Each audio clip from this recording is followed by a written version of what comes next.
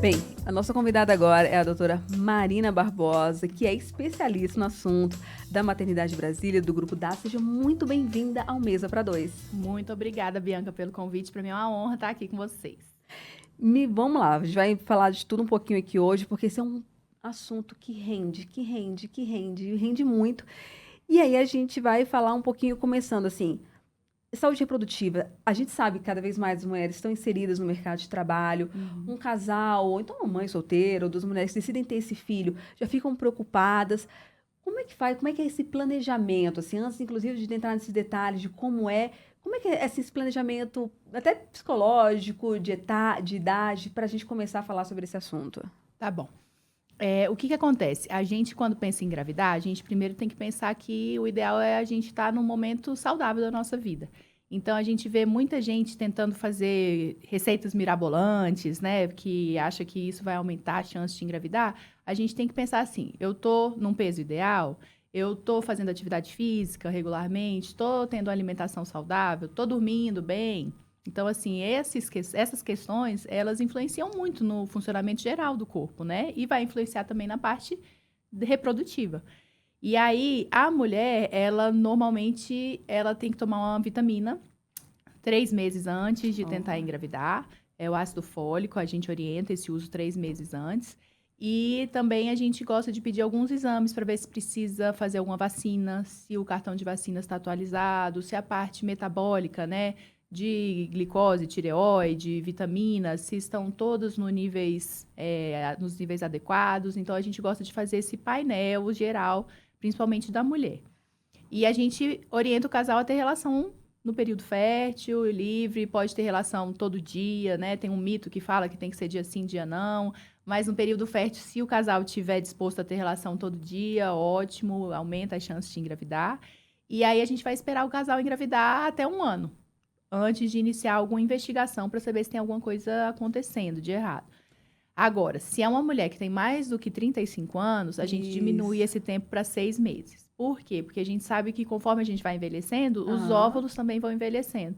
E aí pode ficar mais difícil de engravidar. Então, a gente não quer perder tempo. Então, a partir dos 35 anos, a gente já inicia a investigação, após 6 meses de tentativa.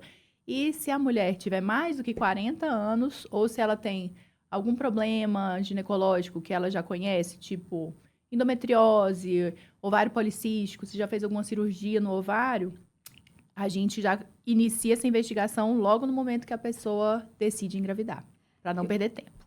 E tem uma idade, você acha que essa é muito precoce para começar a preocupar? Porque, por exemplo, eu tinha uma família, uma parte da minha família que teve muita dificuldade, sempre teve muita dificuldade para engravidar, é genética, uma parte da minha família. E eu e meu marido, a gente já estava juntos há 4 anos, mas falou, não é agora ainda, vamos esperar. Mas a gente falou, não, mas será que não é muito cedo para a gente ir? Ou tem uma idade mínima para congelar? Não tem? A gente começou até aí pensar em congelar, acabamos tendo um pouquinho antes, a gente furou a fila e nasceu nosso filhote. Mas tem uma idade mínima que para começar esse procedimento, um casal que já está pensando, ó, não vai ser agora, vai ser daqui, então é melhor congelar esses óvulos mais saudáveis, ou ó, antes disso, não se preocupa, realmente não tem preocupação nenhuma. Como funciona? Ó, o ideal é que a gente faça congelamento de óvulos até os 35 anos. Ótimo. Porque como a gente já nasce com os nossos óvulos num número, né, pré-determinado, eles vão simplesmente diminuindo de quantidade e principalmente de qualidade. Então, a gente tem 3 grandes marcos, que é 35 anos, a gente já tem uma diminuição da fertilidade 35. natural. 38 tem uma nova diminuição e aos 40 realmente a gente tem uma diminuição nessas taxas de gravidez, inclusive em pacientes que fazem a fertilização in vitro. Uou. Então, assim, se a gente está pensando em postergar a maternidade por motivos, né, profissionais, pessoais, né, projetos diversos, se é um casal que às vezes nem sabe se quer ter filho ou não e quer ter uma reserva, quer ter um backup, Sim, vamos perfeito, dizer assim, perfeito. o ideal seria congelar até os 35 anos, porque é quando a gente tem a qualidade dos óvulos melhor. Isso não proíbe uma mulher de congelar os óvulos depois, só que a gente só tem que estar bem ciente que a chance de sucesso vai diminuir. Então, Olha que para você ter uma importante. noção, se a gente faz o congelamento até os 35 anos, se a gente tem 15 óvulos congelados, a chance desses 15 óvulos, num processo de fertilização, gerarem um bebezinho, é de 80%. Não é nem garantia. Isso também é uma coisa Sim, que a gente sim. também tem que deixar Bom, claro. Não é bom. garantia. Se a gente tiver os mesmos 15 óvulos com 40 anos de idade, essa chance já diminuiu pela metade. Já cai para isso? 40%. Nesses 5 anos, Exatamente. 40%. É. Então, assim, por isso que a idade conta tanto, entendeu? Então, assim, eu tenho pacientes que fizeram congelamento depois dos Sim. 35 anos, E mas com- a gente sempre frisando bem que, infelizmente, as chances já vão ser menores. Você já falou, né? Eles chegam no consultório, vocês vão avaliando, pedem esses vários exames que eu vi, são vários exames genéticos, de saúde, tudo que você imaginar, gente. A gente, o casal faz o casal, enfim, uma das partes faz essa série de processos. E aí depois, como é que é? Assim, depois tem essa parte de exames, aí vocês vão avaliar como é que tá a situação daquele casal, daquela pessoa específica. Pronto, então vamos supor, um casal que está com dificuldade para engravidar. Além da gente fazer essa bateria de exames na mulher que a gente falou, a gente quer avaliar também a parte dos espermatozoides. Então, o Perfeito. homem ele deve fazer espermograma. E a gente também quer avaliar como que estão os órgãos reprodutivos da mulher, as trompas e o útero. Então, a gente faz exames de imagem para avaliar se está tudo funcionando direitinho. Se a gente acha algum motivo para fazer a fertilização, aí esse casal vai passar por um processo que é o uso de medicações para induzir a ovulação. E aí a gente faz a coleta dos óvulos num procedimento que tem anestesia, tem uma sedação, então não é doloroso, nada. E aí a gente coleta esses óvulos e no laboratório a gente vai fazer a fertilização. Vai juntar os óvulos com o espermatozoide. E aí a gente vai formar o embrião no laboratório, depois a gente já pega esse embriãozinho formado e coloca dentro do útero da mulher. Aí ele só vai precisar implantar ali, porque todas as outras etapas a gente já fez, né, no laboratório. Então, são casais que têm alguma dificuldade por diminuição do número de espermatozoides ou alteração do número de espermatozoides, porque as Aham. trompas não estão funcionando, tem alguma obstrução, ou porque a paciente às vezes tem endometriose. Um casal que está tentando há mais de 3 anos também tem indicação já de fazer a fertilização, para a gente justamente não perder esse timing, entendeu? Passa tão rápido, né? Quando a gente vê. Nossa, Aí você vê, a gente já está em julho, né? nossa. Então, quando a gente vê, o ano passa, a pessoa vai, às vezes, postergando, quando vê, já está com 40 anos. Não, e então, é tão assim, importante você falar isso, porque isso, com 2 anos que a gente já tava junto, a gente falou assim, não, daqui a 2 anos a gente tem... Esses 2 anos passaram, assim, né? eu tinha 34. Gente, daqui a 2 anos vai passar mais, daqui a 2 anos vai passar, e aí cai nesses 40%, e nessa Exato. redução tão significativa. Isso. E depois, quando, assim, beleza, vamos fazer esse procedimento. A quantidade de óvulos também é automático, depende da idade, ou depende da complexidade, depende de algum problema. Porque a gente vê muito filho de gêmeos, trigêmeos, sempre, e a gente faz o tratamento. Mas como é que é esse diálogo para decidir também quantos óvulos vocês vão implantar isso? Implantar. Pronto. A quantidade de óvulos que a gente vai coletar já depende de cada mulher, como eu falei. O número que a gente tem já é determinado. Então, não tem nenhum remédio, nenhum procedimento que a gente possa usar para aumentar o número de óvulos que a gente já tem. Perfeito. Então, por exemplo, a gente vai usar um remédio para fazer crescer o que a gente já tem disponível. Eu falo para os pacientes que é como se fosse uma onda do mar. Vem uma onda de óvulos, aí a gente usa esse remédio para fazer a onda crescer. Então, a gente quer coletar o máximo que a paciente possa produzir. Depois que a gente coleta, que forma o embrião, a gente pode deixar esses embriões guardados. Então, a gente não precisa... eu formei, vamos dizer, 3 embriões.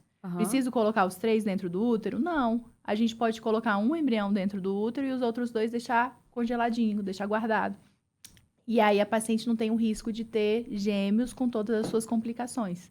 Então, assim, antigamente, você vê, eu sempre falo do exemplo da Fátima Bernardes, né? Que fez a FIV na década de 90. A gente não tinha tecnologia tão boa para fazer esse congelamento de embrião e um descongelamento acontecer de forma saudável, vamos dizer assim. Então, era tipo assim, formei 3 embriões, vamos que vamos. A gente coloca tudo para não perder a oportunidade. Hoje em dia, não. Então, a gente pode... A tendência é colocar 1, no máximo 2. A gente tem uma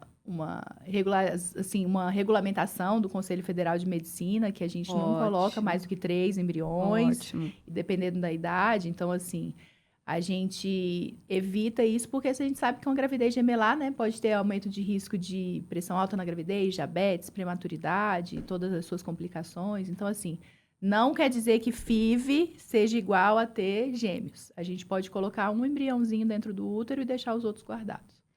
uma dúvida minha, assim, a partir do momento que eu procurei vocês para esse primeiro diagnóstico, desses exames que eu vou fazer, até esse procedimento de implantar os óvulos, demora quanto tempo? Ó, Mais ou menos, em média. Tá, se a gente já tem definido que vai fazer a FIV, Isso. a gente começa o processo no início do ciclo menstrual da paciente, e aí a paciente vai usar a medicação por mais ou menos 10 a 12 dias. Aí a gente vai fazer a coleta desses óvulos e em torno de 5 dias depois a gente já implanta o embrião dentro do útero. Então é um processo assim que dura 20 rápido. dias. Gente, eu tava achando que, sei lá, ia demorar, sei lá, 6 meses. Não, na hora que a gente define que vai fazer, já é rapidinho. É como se fosse um ciclo menstrual, entendeu? Uau. Então aí em um mês a gente já sabe se deu certo, se não deu. Aí, por exemplo, se não deu certo numa primeira tentativa, a gente não precisa fazer todo aquele processo do uso da medicação de novo, já Porque que o já embrião tem, está guardado. hoje já tem Isso. tecnologia e é impressionante como tem crescido, né? Assim, acho que exatamente porque a demanda aumentou, não adianta, todos nós, a gente fica postergando, né, a maternidade com base nesse nosso mercado, nosso trabalho, tanta coisa. E aí a gente tem uma demanda maior e a gente tem necessidade de tecnologia que também vá se adequando a essa nova realidade que a gente vive. Imagino vocês toda hora recebendo novas tecnologias, novos aprendizados, vocês não devem parar de buscar esses conhecimentos e tecnologias diferentes. Exatamente. E assim, além dessa questão da maternidade estar sendo postergada, né, por inúmeros motivos, né, a mulher no mercado de trabalho, tendo, né, novas aspirações pessoais, tudo, a gente hoje está pesquisando muito fatores ambientais. Eu tenho visto muito, né? Queda de espermatozoide na produção de espermatozoide no ônibus ao longo...